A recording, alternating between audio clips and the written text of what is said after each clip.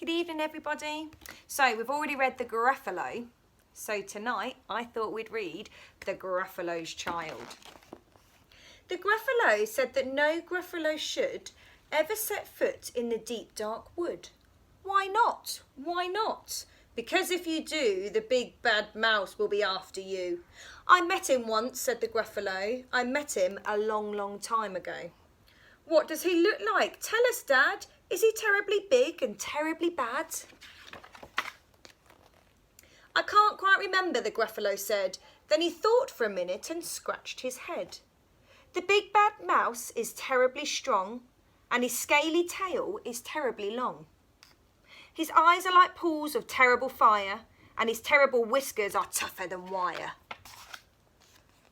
One snowy night when the Gruffalo snored, the Gruffalo's child was feeling bored. The Gruffalo's child was feeling brave, so she tiptoed out of the Gruffalo cave. The snow fell fast and the wind blew wild. Into the wood went the Gruffalo's child. What do you think she's going to see? Aha, aho, a trail in the snow. Whose is this trail and where does it go? A tail poked out of a log pie house. Could this be the tail of the big bad mouse? Oh, missed the page. Out slid the creature, his eyes were small, and he didn't have whiskers, no, none at all. You're not the mouse. Not I, said the snake. He's down by the lake eating Gruffalo cake.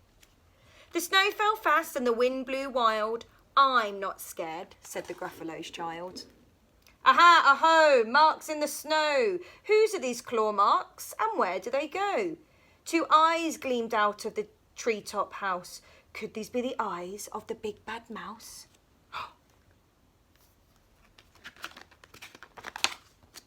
Down flew the creature, his tail was short and he didn't have whiskers of any sort. You're not the mouse. Too-wit-too, not I. But he's somewhere nearby eating Gruffalo pie. The snow fell fast and the wind blew wild. I'm not scared, said the Gruffalo's child. Aha, aho, a track in the snow. Whose is this track and where does it go? Whiskers at last. And an underground house. Could this be the home of the big bad mouse? Oh, I can see something poking out here, look. Don't think it's a big bad mouse. Out slunk the creature, his eyes weren't fiery, his tail wasn't scaly, his whiskers weren't wiry. You're not the mouse. Oh no, not me. He's under a tree drinking Gruffalo tea. It's all a trick, said the Gruffalo's child, as she sat on a stump where the snow lay piled. I don't believe in the big bad mouse. But here comes a little one out of his house. Not big, not bad, but a mouse at least. You'll taste good as a midnight feast. You see? Wait, said the mouse, before you eat, there's a friend of mine that you ought to meet. If you let me hop onto a hazel twig, I'll beckon my friend so bad and big. The Gruffalo's child unclenched her fist, the big bad mouse, so he does exist. The mouse hopped into the hazel tree, he beckoned and said, just wait and see. You see him? Out came the moon, it was bright and round, a terrible shadow fell onto the ground. Who is this creature, so big, bad and strong? His tail and his whiskers are terribly long. His ears are enormous and over his shoulder he carries a nut as big as a boulder. The big bad mouse, yelled the Gruffalo's child. The mouse jumped down from the twig and smiled. Aha, aho, prints in the snow. Whose are these footprints and where do they go?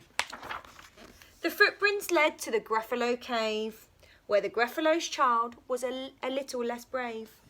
The Gruffalo's child was a little less bored. And the Gruffalo snored and snored and snored. Night, everyone.